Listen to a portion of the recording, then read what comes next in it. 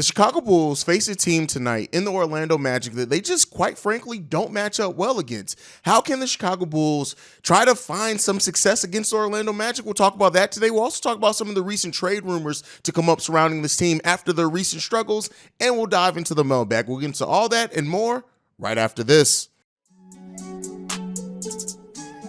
You are now tuned in to Chicago Bulls Central, your number one place for all Chicago Bulls news and content.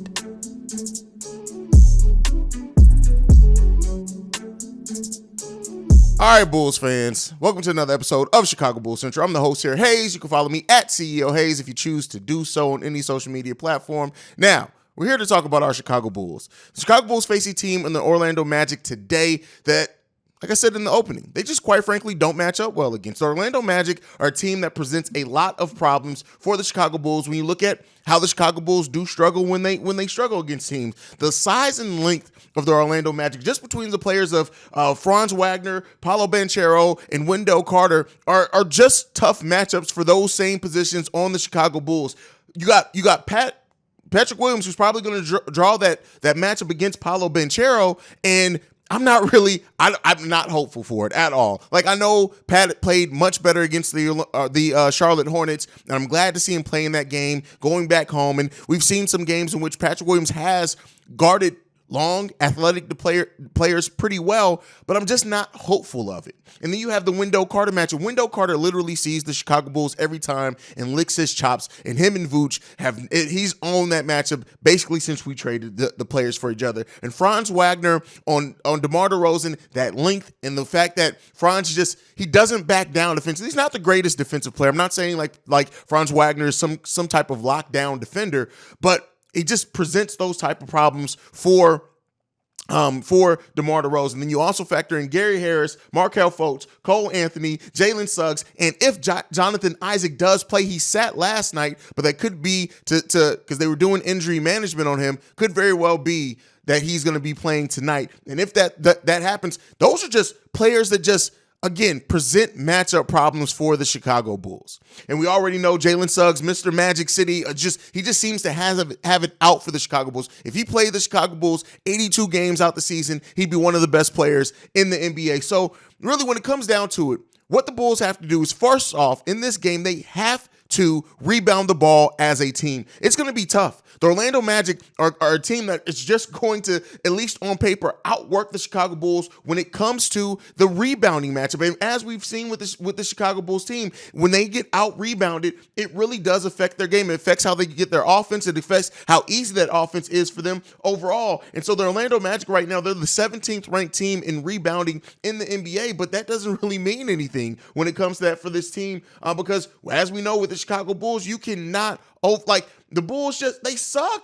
Let's just be clear here. When the Bulls don't rebound the ball well, and especially in times where we're not playing Andre Drummond, we're not getting those double-digit rebounds from him, it's tough. It's just a tough matchup for the Chicago Bulls. And so, with the way Billy Donovan plays, with the matchups and lineups that he uses, I'm not going to lie to you guys. I'm worried about this matchup with the Chicago Bulls coming in tonight. Now, as we've seen with this team has been so up and down that very well this team could come in and they can go back to looking like the team that beat Boston, that beat Brooklyn, that beat the top teams in the Eastern Conference. But, I'm just not at the point right now. It'd be crazy to be hopeful that the Bulls are going to be able to pull this out, but we'll see. We'll see what the Bulls can do. Dragic's listed as probable, so he may make his return today. I don't know how much that really adds to this team in the matchup areas that they have, but, if the Bulls... I don't even want to say that. At the end of the day, the Bulls know what they need to do. The Bulls know that they need to come in and execute. The Bulls know that the heart they need to play with, and they have success when they play with heart. When they rebound with the team, when they move the ball around, all those things, we've seen it all this season. The story is out on that. We know how good this Bulls team can be when they are playing as a team and doing those things. The question is, are they going to do it? That's where the question remains for this team. Are they going to do it? And we have not seen it at a consistent enough level yet to where we can just say, hey, this team is going to do it. So we'll see. And at the end of the day, we'll see. The Bulls, we'll still have our pregame show, our halftime hangout, and postgame shows all live tonight. That's still going to go down. But I tell you what, if the Bulls do look and get embarrassed again tonight, not necessarily saying if they lose a close game, all right, it is what it is. I'll give some grace in that matter. But if they get completely embarrassed like they have the last two games, specifically in the second half, it won't be Hayes that's hosting the post-game show. It's going to be Petty Roosevelt that's hosting the post-game show. So be tuned in for that. Now, one thing I want to get into before we get into the mailbag is that, of course, with the Bulls struggles coming back up, trade rumors have come back up. Now, Mark Stein has said that he's heard from league sources that the Bulls could move Andre Drummond by the trade deadline. Now, this kind of makes sense if you look at the way that Drummond has not been used. His usage rate is down considerably in the past 12 games. He's only playing a career low 13 minutes per game anyway, and he's only played more than 10 minutes twice in the month of January. That's the whole month. We're basically at the end of the month. It's the 28th. We're at the end of the month. So what? And this goes back to Billy Donovan liking to play small ball. I've said before that maybe it wasn't Billy Donovan that likes to play small ball. Maybe it's just the roster. And don't get me wrong, Andre Drummond has not played great in some games, but there have been games where we absolutely just needed size. Even if Andre Drummond got into foul trouble, we needed the size. And so I would not be surprised if the Bulls do move him. Now, his contract isn't large, so that doesn't necessarily mean we're going to get anything back considerably for Andre Drummond. It won't be a major trade. We could very well walk away from this trade deadline, and the biggest trade the Bulls make is trading Andre Drummond and probably getting smaller. That may be what we walk away from with this trade deadline. But, you never know. A team could look at Andre Drummond's contract, just, give a counterpoint. This is not my opinion. My opinion is I think the Bulls probably the only move they may make is moving Andre Drummond. But to play devil's advocate to myself, while I'm in all red, no Bulls gear, though. I told you guys I'm still blacking out on Bulls gear. With that being said, though, is that maybe a team does take a veteran contract in Andre Drummond, which isn't a lot. They can get out of that deal at the end of the season. Maybe they look at it like that, and maybe we can get a Jared Vanderbilt with the Portland first round pick just to match out. I don't know, but unless AK is working some magic out under his sleeve, I don't expect us to get anything major back from Andre Drummond. Even if we do trade him to a contender that needs some size and things like that, I don't think we can get a first round pick or anything like that. At the most, we'll probably get a future second at that, maybe not even in this upcoming draft. So, that's where I sit with that. And also said in that same, Casey Johnson wrote in his mailbag that Andre Drummond could be a buyout candidate, which is even worse. Like, if you can't even get a trade for a veteran that's on a veteran minimum contract for the most part, that's tough, man. If they end up buying Andre Drummond out, while when he did play, gave us some things. Yeah, I know it wasn't all perfect, and the advanced analytics don't really like the way the Drummond's been playing lately, but that's tough. That's tough. But outside of that, we're also getting trade rumors that Detroit Pistons and Charlotte Hornets are really interested in Dosumnu. Now, I've said this. I really do think, and this is my personal opinion, I could be completely wrong, that Acme does not want to trade away their young players and have those young players turn into stars elsewhere. So when you hear trade rumors around Dosumnu, I tend not to believe those personally. I don't think that they're going to have a problem extending him this summer and things like that. But I could be wrong. Again, I try to keep myself from acting like I have all the answers. But just the feel that I get and the vibe that I get from Acme, I don't think that they're going to move on from Dosumnu. I know Io has not played the best either. He's definitely hitting a sophomore slump. On top of that, so we'll end up seeing what the Bulls end up doing with that. But we're also lastly hearing that the Bulls' asking price for Alex Caruso is 2 first-round picks. Now, this I understand. While Alex Caruso is not an offensive juggernaut at all, we all know what he is, and his shooting can be up and down. When you look at the teams that would be interested in a player like Alex Caruso are probably going to be contending teams, meaning that even if you do get a first bit back, that's going to be a late first round pick. So you might as well try to get 2 of them. And there could be teams like a Golden State Warriors. There could be teams like I don't have the standings in front of me, but there absolutely could be teams that are interested in trading for Alex Caruso. Because he's helped sure up their championship run. You look at teams like the Philadelphia 76ers. Could they use a defender off the bench? Absolutely. Now, their guard rotation is pretty heavy as well. The Brooklyn Nets could use another defender as they're still, hovering. They're the 4th seed right now. They've only won 4 out of the last 6. They could look at some defense. The Cleveland Cavaliers can use some more defense because Isaac Okoro has not been the defender that some of us thought he was going to be for that team coming in. Maybe even the Miami Heat, who right now sit at 6 in the Eastern Conference conference, could possibly look to make a move and add some defense, maybe moving Max Strus, things like that. So there's some options out there. I don't know if all those teams have first round picks, but I like that the Bulls set that asking price for Alex Caruso. They may not get it at this trade deadline, but don't be surprised if they are trying to shop, which it didn't say that they are, it just says that that's the asking price. But if they do decide to try to shop Alex Caruso, do not be surprised if that happens this offseason and maybe at the draft and the Bulls get some things for Alex Caruso. Now, it does also say last on this is that they're telling teams they will not trade Zach LaVine. The Zach LaVine trade is not happening, and they seem determined. Casey Johnson quoted this, they seem determined to keep DeMar DeRozan, which there's a little gray area in that. So are they're determined to keep him, but are they open in the right deal to move DeMar DeRozan? So, maybe the trade deadline is a little bit more interesting for the Chicago Bulls than what I think. You guys can let me know how interesting you think it's going to get. I'm not expecting much at the trade deadline for the Chicago Bulls, but, I could be wrong. But with all that being said, let's get into the mailbag, and I'm going to tell you guys right now, we got 2 voicemails from Goon. Usually when I get 2 voicemails from people, I don't play them, but I think all Bulls fans need to hear it. We also have 2 from Michael Korn today and another one from Shay. We're going to go ahead and get into those right now. What's up, nephew? This your auntie, a.k.a. the Bulls bipolar. I'm trying to figure out Zach LaVine, DeMar DeRozan, Ayo. What the fuck was that? Like, what the fuck was that? We up 21, bro. Like, what the fuck y'all time? Cause the first half, y'all came out with energy. Y'all had heart. The players was right. Y'all was doing y'all. Halftime came, everybody lost and got confused. I don't know what the fuck going on. Ayo, bro, I am getting so tired of you. Ain't no more excuse for you. Pete W, Kobe, you was alright, but hey, them shots, y'all gotta get that shit together. Y'all wide the fuck open, man, look.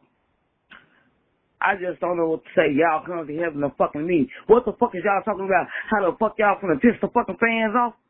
Y'all need to be having to me how y'all could be reimbursing motherfucker. Cause y'all not listening to no motherfucking Billy. I'm trying to figure out what the fuck y'all having to meet about. Cause y'all doing what the fuck y'all wanna do.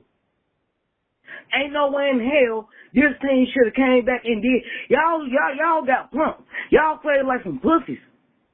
Y'all played like some goofball Jamal.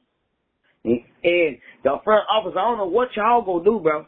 Y'all gotta do something. The trade deadline is approaching, and y'all need to do something, bro. I don't give a fuck what y'all do, but y'all need to do something. And Dalen, I don't understand. That boy got more energy than any motherfucking body. He got more energy than on the bench than they got on the motherfucking court. I don't know why y'all don't. We the only motherfucking team in the NBA don't play our motherfucking rookie. But he go to the motherfucking G League and go crazy. I don't know what Dalen the Chicago Bulls watching, but they need to go to the G League and sit back and watch him. Cause the shit, I seen how he plays shit. He needs some shit on the floor. And I don't know why they ain't playing Drummond. I don't know, the Bulls confused, man. They bipolar. We gotta get these wins. These next couple games should be ours. We should have had Indiana. We should have kicked it off. We already kicked it off with Atlanta. Indiana, I don't give a fuck if it was a double game. We should have had that game. These next 2 games, we gotta get these games, bro. We got to play. We got to do us. We gotta come hard. But alright, bro. And you guys already know, I think most of us love Goon. Goon is the spirit animal for a lot of Bulls fans, and everything she says right now, the Bulls have been bipolar all season. The player meetings, I don't care about player meetings anymore. I don't want to hear about it. I don't want to hear no more talking. I don't want to hear no more last 2-minute reports. I don't want to hear none of that. I want to see results on the court. And if I don't see results from the players, if I don't see results in the refs officiating the game more fairly and not doing some of the messed up stuff that they've been doing lately, I really don't care about no more last 2 minutes reports. That crap don't mean nothing to me at this point. You can miss me with the last 2-minute reports. You can miss me with player meetings. You can miss me with a lot of the crap because I really, quite frankly, don't give a damn anymore. But as far as no more future for Ayo Dosumnu, don't get me wrong. Ayo's having a down season, and I don't think too many people are going to say that Ayo's season hasn't been a little bit disappointing, especially, him winning that starting point guard role. He had a really good preseason in which he was the best point guard. He earned that role this preseason. last season he was kind of just thrust into the role by things that happened. So I do feel like he earned it at the start of the season, but he hasn't earned to keep it. And it's been a tough season for Ayo Dosumnu, but he's a sophomore player. Sophomore slumps are a thing for some people, not everyone, and maybe he's going through that. Also, I do think that Billy Donovan just hasn't put Ayo in a position to really grow his game. That's my personal opinion. That's just me. Yeah, Ayo made the name for himself defensively last season, and that's all fine and dandy. But some of the things that we've just when Ayo does get his offense, it is in transition, and this Bulls team just doesn't play in transition enough. But that's not making excuses. At the end of the day, Ayo has not performed. He has not performed in the way that we need him to perform as the starting point guard for this team. So, we'll see what ends up happening if things do change. I guess we'll see. But yeah, that was Goon's first voicemail. Let's get into this next one. This one's from Michael Korn. Hey, Hayes. Yes to your question. Dalen Terry should get minutes on the court. The brutal loss to the Pacers the other night's a great example. You clearly saw how tired players were in the second half, and they were playing an 8-player rotation. He definitely could have gotten some minutes, not at garbage time, but where it counted in the third quarter, for instance. Give him some time. See what you got in him. If the Bulls lose to the Hornets tonight, then I'm going to enjoy listening to the mailbag on the weekend. Can you imagine if they lose? Fans are going to be raging mad. Have a great night. Even if the Bulls lose, stay positive. I know that's really hard to do. Love the show. This is Michael Korn. Talk to you later. Bye-bye. Go Bulls. Michael Korn responding to something that I threw out there a couple of episodes ago on Dalen Terry. And the way that I look at it is this. I understand that Dalen Terry is getting to work on aspects of his game down in the G League that he just is not going to be able to work on if he was on the main, if he was getting main minutes here. As far as like everything goes through him in the G League when he does play, he's not going to get those opportunities to handle the ball and do those things here. But the one thing that we need energy. We need defense. He can provide those things. And while it's tough to ask a player to do double duty, Michael Korn hit a great point. Coming off that Paris trip, coming off a back-to-back, those are times and opportunities where you can work in Dalen Terry getting 10 meaningful minutes because your players are tired. And what this team has shown on those back-to-backs, they do come out flat.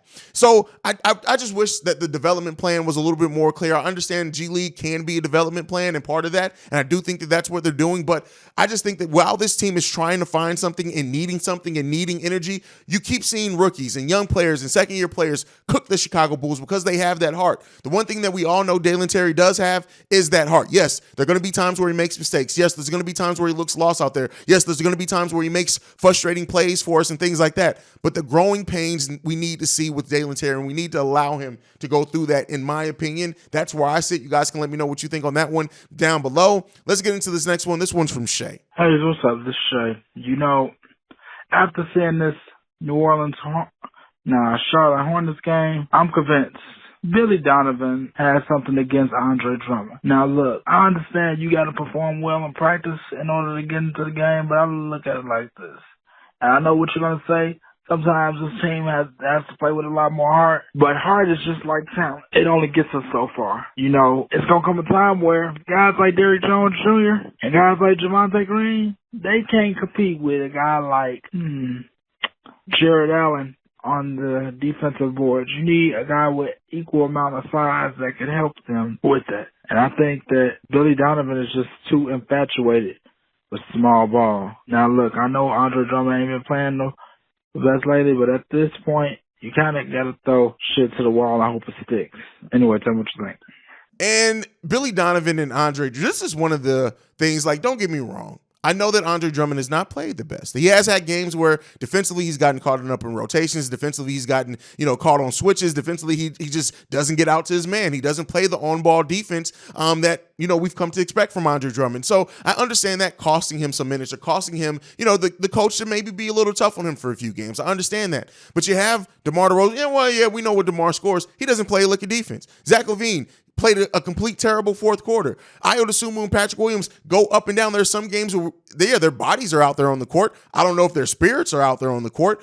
And all that being said, the one thing that you can't say with Andre Drummond is that he's not engaged. He may make mistakes. No player's perfect, and there's a reason why he's a backup now in the NBA instead of being a starter. But still, there are times where we just need his size. So does Billy Donovan have something against Drummond? I don't know if it's personal. I just think that Billy Donovan does like the minutes that he gets with Derrick Jones Jr. out there. I think he likes the way that Derrick Jones Jr. gets out in rotation. Derrick Jones Jr. has been playing pretty damn good. But at a time where we've been missing Dragic and Javonte Green, to me, if you're not going to play Dalen Terry, there's no reason for Andre Drummond not to be getting minutes. We need to start seeing the big man, because in our last couple of losses, it would have been nice to have a big man that could go out there and get you 5 rebounds and 6 points in 8 minutes. It would have been nice to have that, especially when the Bulls have been getting out rebound.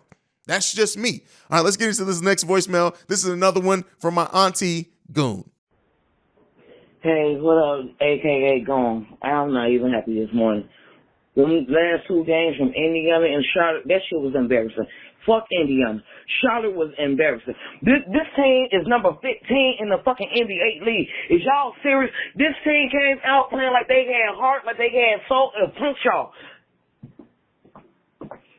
Hey, I don't know, but some gotta give. Y'all come to have meetings and shit. I'm trying to figure out what the fuck is these meetings about. How the fuck to piss us off? Cause y'all not listening to Billy in that damn fucking room.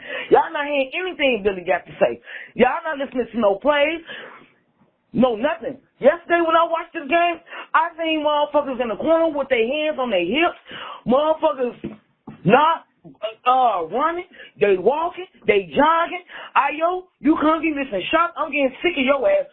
Now, this your second year in the NBA. I don't know when you'll figure out your shit. I don't know when you'll get your shit together. But you need to get your shit together. Kobe White, you been doing lovely. But my thing is with you keep missing all these open-ass threes, all these open-ass shots, bro. Alex Caruso, turnovers, coming in, hacking. Bro, y'all gotta play ball. Man, stop crying about these punk-ass fouls. We're not getting no fouls. Get the fuck off the floor and go play ball. Y'all play like some punks. This shit was embarrassing, bro. I don't even know what the fuck to say about you bitches. I can't even figure y'all ass is bipolar. I told Hayes, I told Cody that game, do not believe in y'all. Y'all like some bitches. Y'all ass bipolar. Y'all don't know if y'all coming or going. This shit don't make no motherfucking sense. I'm sorry. Zach, Debo, Vooch, Billy, Mark, I don't know, AK, y'all, hey, I'm sorry, but some asses got to go. Some names need to be changed, and these seats need to be changed. I don't give a fuck if me, I'm walking everybody at the motherfucking door. Everybody getting a pink slip. This shit don't make no sense. Y'all got a I don't give a fuck attitude. The Bulls don't give a fuck if they win or not. The Bulls don't care. So why should we care? Why should I be doing all this yelling, keep on coming on y'all podcast and leaving voicemail? This shit ain't working. I'm not gonna yell at no kids that's not mine.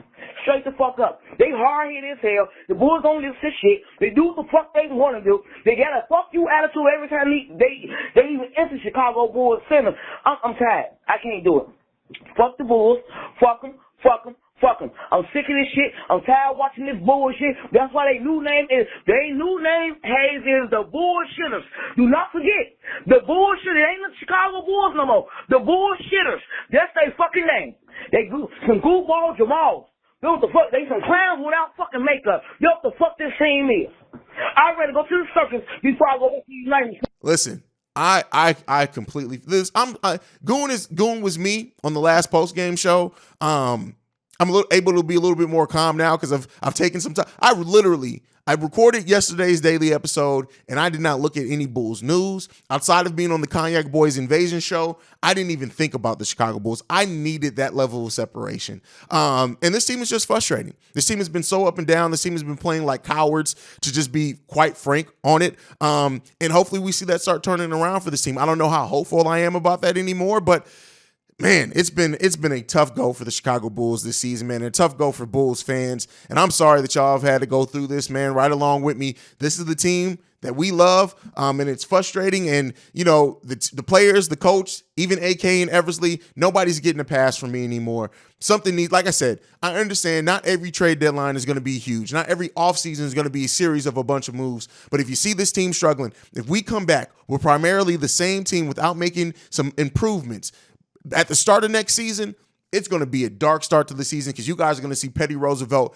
very early, very often in the offseason. So, but overall, this has just been frustrating. I'm not even hopeful that the Bulls can turn it around anymore. This just is who we are. If we get into the play-in tournament, okay, cool. I don't have any faith of us getting really out of the play-in tournament at this point. And maybe that turns around. Maybe this team comes in and plays a little bit better over the back end of the season. I'm just not expecting it anymore. And so that level of separation has helped my mental health. I'm not even going to lie to you. Let's get into the last voicemail for today. This one's from Michael Korn. Hey, what's up, Hayes? Hey, what can anyone really say about the Chicago Bulls at this point? I want to echo something you've been saying for a couple months, and that is this team ain't it. I'm thinking that the Acme front office experiment has been a disaster. I like how you evaluated their moves in your podcast this morning. You were spot on.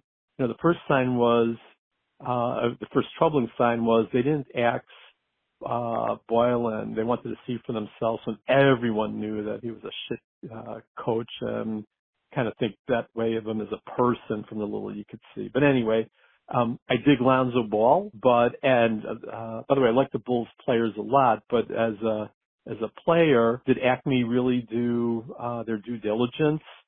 I think they have been lacking transparency on the fate of his knee. It's a minor meniscus surgery that turned into be a disaster. I personally don't think they vetted Lonzo Ball and his medical condition. And not vetting has been an issue of this ownership. Look at the White Sox with Jerry Reinsdorf, Tony La Russa. They, didn't have to vet. They knew his flaws.